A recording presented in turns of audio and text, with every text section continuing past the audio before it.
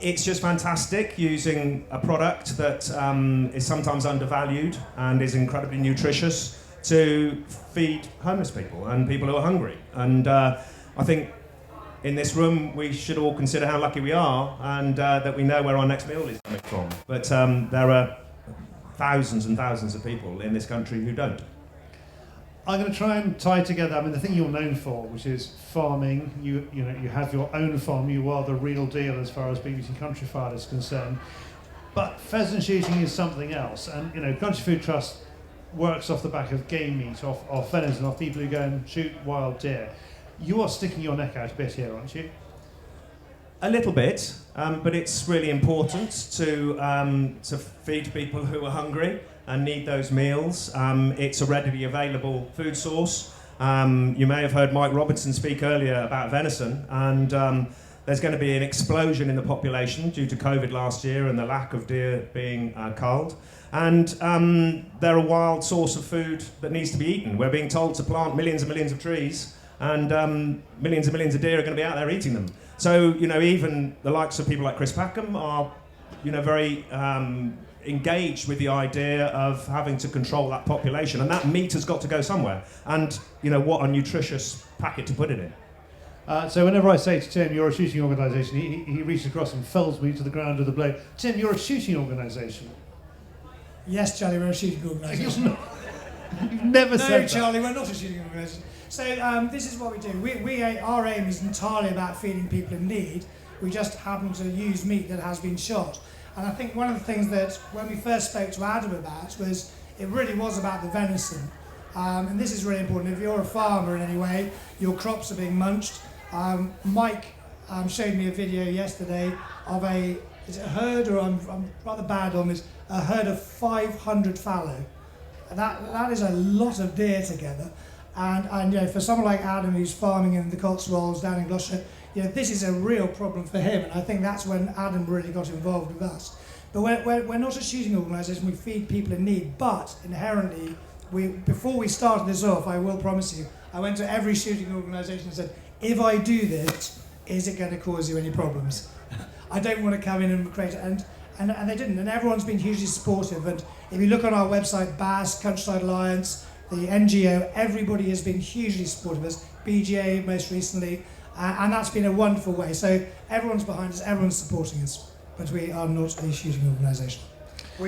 And we're not a part of this, however wonderful it is. You are a part of that, so we're not a part of that? We're not a part of this. You're not a part of that. Okay, so he's referring to the Aim to Sustain organisation, the umbrella organisations all the shooting groups have got together, all the shooting groups apart from the Country Food Trust, which isn't a shooting group, obviously. Thank you, Tony. Adam, I want to ask questions about BBC Countryfile and how it works, because I know a lot of people here would love to see it showing a bit more fox shooting, perhaps, a bit more snaring. It doesn't seem to cover that very much. I'm not sure the 7 million people that watch it every week are that engaged either, which is probably why they don't.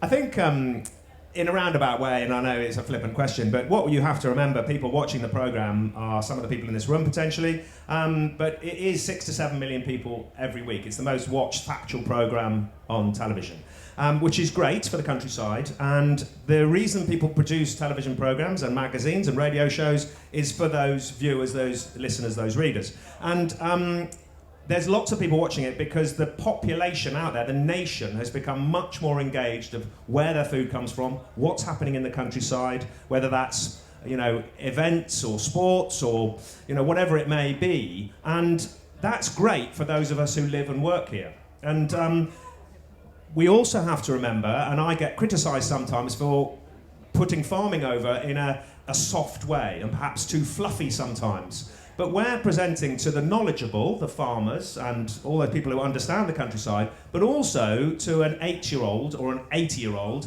in a flat in Hackney, perhaps, or wherever it may be in the middle of a city, who may have never ever been onto the farm, have never dug a potato, have possibly never even seen a sheep.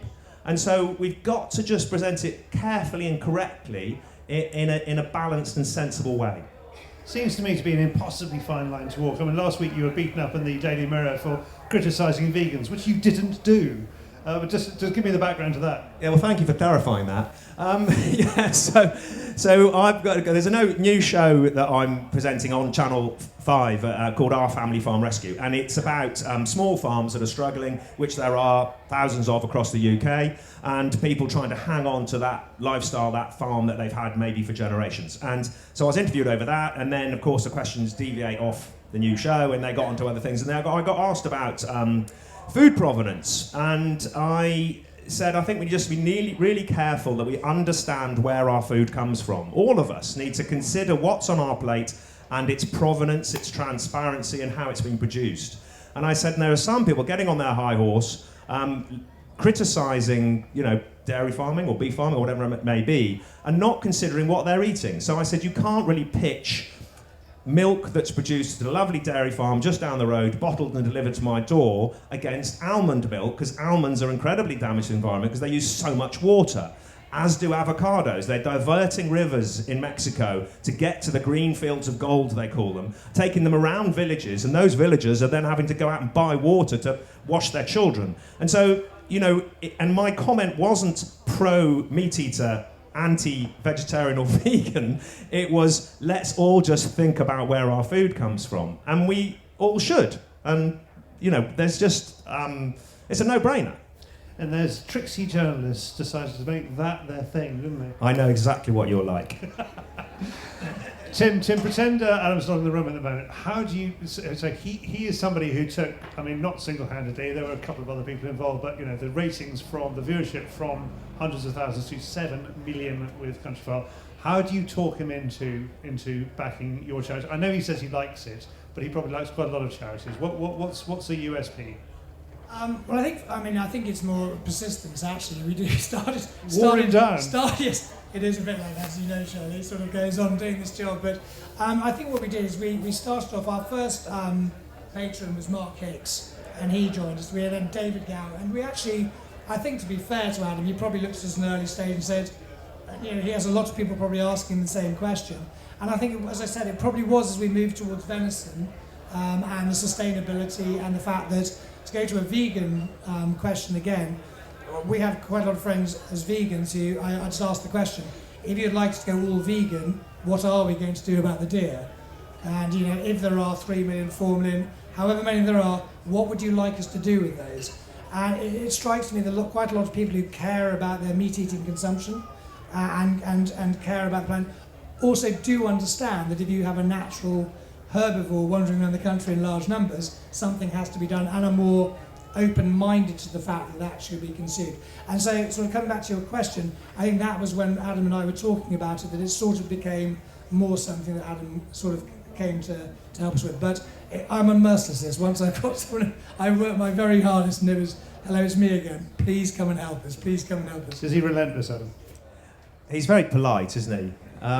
Yeah, and persuasive, and uses a good argument. So very flatteringly, I do get asked to be an ambassador patron for all sorts of things and various different charities, and you obviously can't do them all. And hearing the other names on the list, Phil Spencer is one of them as well, David Gower, that encouraged me, and we spoke about all the ins and outs and the criticisms that might arise from it and some of the questions that you've alluded to earlier, and it just seemed like a very sensible thing to be doing. And I'm a big fan of food provenance. I'm a big fan of understanding about us all having a good healthy meal on our plates and on our dinner tables, and knowing that there are people out there hungry and starving, and having being able to help a little bit is seemed a very sensible thing to do. Now, you've brought farming to a very wide audience through BBC Countryfile, and I hope you do the same through Channel 5. There is a new show out on Amazon from a bloke who doesn't seem to know very much about farming. It's gone down well, though, hasn't it? It has, hasn't it? Have you watched it? I've watched the first 3, and I think it's really funny. I think it's attracting a slightly different audience to the Countryfile audience, which is great. He says it as it is, and explains to people how difficult it is to produce food. And you see the challenges of the weather, the legislation, the paperwork, everything that goes with British farming, and also that how we produce some of the best food in the world. And so it's good, it gets that message across to people in a funny way. And good luck to him. I've only met Jeremy Clarkson a couple of times. I don't know him personally, but and I understand he's now got a second series. And the more we can get the general public to understand about how food is produced and how brilliant British food is produced, and we have some of the tightest legislation in the world, whether that's for animal welfare, for the way we manage our environment, the inputs, the outputs, even our employment law, all of those things are tip-top, and we need to get on our pedestals and shout about that. We often moan about it, but it's our USP, and what we must do is get British people buying British food first and foremost, and then, you know, if we want to eat imported food, think really carefully about where it's come from and how it's been produced. So, you know, the more we can get food production and farming and the countryside on television, which seems to be happening more and more, doesn't it? You know, right across Channel 5 and other channels are realising that it's becoming more popular than makeover shows. And so, you know, that's great. I think it's absolutely great. Has everybody here watched Jeremy Clarkson? You've got a lot of people watching. Yeah, okay, so I think he's fairly popular out there at the moment. At the BBC, which kind of slightly floats above things like ratings in some ways, but I mean obviously does very well, do they get nervous? They think, blast, we should have thought of that, we should be doing that, or do they just go, no, we'll carve our own path? No, they get nervous. Oh, yeah, because as I said earlier, it's about getting people tuning in and watching your show or buying your magazine or whatever it may be. So it's competition in the marketplace that people may turn over and watch a different channel. They might enjoy it more, and they might, you know, stop watching what you're producing. So they do get nervous, and you know, Matt Baker has gone off and made his own little farming show. Helen Skelton, who's one of our presenters, is working for other channels, as we all are. We're all freelance presenters, so we can do whatever we like. And but yes, they do get a bit nervous of it, and they also with the competition. So while I'm doing Family Farm Rescue, I won't be on Countryfile on a Sunday, so that's a BBC decision, which is fine, and that's just the way it is. But when I spoke to my executive producer about it, and he was getting nervous about all these other shows that are on, I said, take it as a compliment. You know, it's obviously what we're doing is so popular and so well received, other people want to follow suit. And for me as a farmer and someone who lives and works in the countryside and loves it, as I said before, you know, the more we get that out there, the better. Well, what I'm seeing here is you coming to the game fair, and we did ask Jeremy, and he wasn't available, and I don't think he wasn't available because, you know, he doesn't want to be associated with shooting. But it, you know, as I've said before, it is a tremendously courageous move for you to come here, given who you are. I mean, could you see, we're on the front foot with shooting at the moment. You know, we've got this new organisation, we had Lord Botham's article in the Telegraph yesterday. We're going to change things now. Could you see a possibility for a mainstream BBC show, perhaps somebody on gamekeeping, just like Jeremy Clarkson on farming? Could that possibly happen, or are we still a little way away from that? Loads of gamekeepers and people who shoot say, why don't we get this on the telly more? And it's because, in my mind, that there's a huge void of knowledge. And so, just to give you a little example, I've been working for a company called Happily, which is all about food provenance and trust and traceability in the food supply chain. And I took some sheep to a school just north of Birmingham in a fairly deprived area. This is a secondary school, 11 to 18-year-olds. And the headmaster said, I've only brought in a few classrooms into the assembly, and we've got extra teachers. And I said, why is that? And he said, because we might have a riot. And I said, why are we going to have a riot? And he said, because loads of these kids will have never, ever seen a sheep before. I brought these sheep onto the stage, and the kids went bonkers. It was like I'd introduced them to an alien. And we were speaking to them, the cooks and the teachers and the food procurement company, about getting these kids meals. 20% of these, or about that I think, 15 to 20% of these kids, when they joined the school at 11, had to be taught how to use a knife and fork. They don't have a kitchen table, they eat a lot of their food out of packets and buckets and all the rest of it, and taught how to use a knife and fork. They were giving them free school dinners because they were from a fairly deprived area. Their attention span, learning ability, behaviour improved almost immediately. And now they get them in for breakfast and lunch. And for me, that was a light shining moment, because actually, if they've never seen a sheep before and they don't know how to use a knife and fork and they don't understand nutrition, and that's their parents teach, you know, that's coming from their parents, that's a generational thing. And then we want to go and talk about pheasant shooting? Hang on. You know, we've got this massive void of knowledge that we've got to just slowly chip away at to get the message back out there, because the countryside has left the city behind, and we blame the city. We should blame the countryside. We're telling the stories. We need to get our messages out there sensibly and balanced. Are you pointing at this lot to do that too? Everybody, yeah. And there are so many social platforms out there, aren't there? And there's some very strong voices pointing the finger at farming and food production and countryside sports. And yes, we all need to do our bit, but we mustn't be belligerent about it and vicious. We've just got to be sensible and balanced and understand other people's side of the story. And Ian Botham said earlier, you know, Chris Packham has done quite a good job because it's made us sit up and think, actually, what are we doing? How are these things happening? Why don't people understand what's going on here? Well, we need to get our act together. Tim, yes, I know, follow that. I was really enjoying that.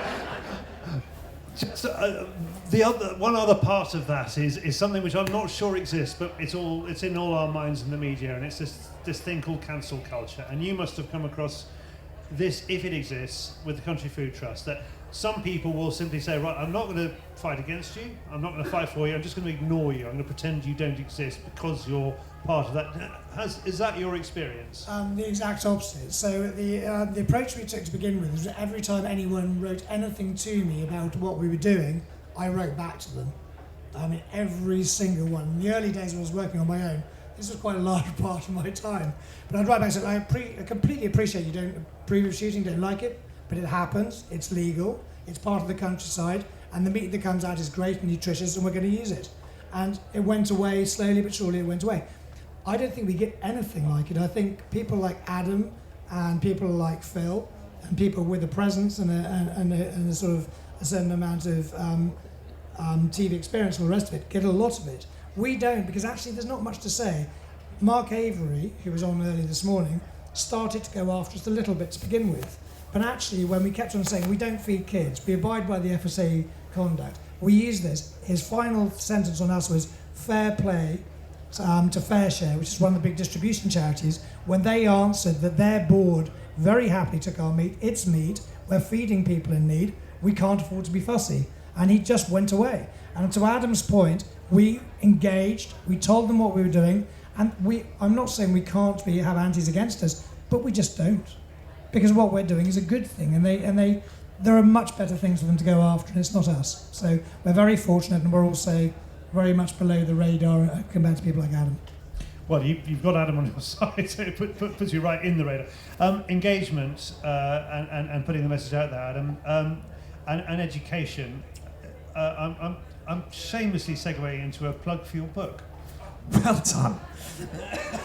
I didn't bring a copy. Apparently, it's really... No, just tell us, what is the book about? So, as you can tell, I'm very passionate about food provenance and people understanding where their food comes from. So showing off now, I've been talking to the Education Minister about getting agriculture and sort of rural countryside matters, but also environmental use of the countryside and all those sorts of things into the national curriculum. And so not necessarily having a GCSE in agriculture, that was my first idea, but sort of guided by LEAF, which is linking the environment and farming, into having it into various different parts of the curriculum for GCSE level.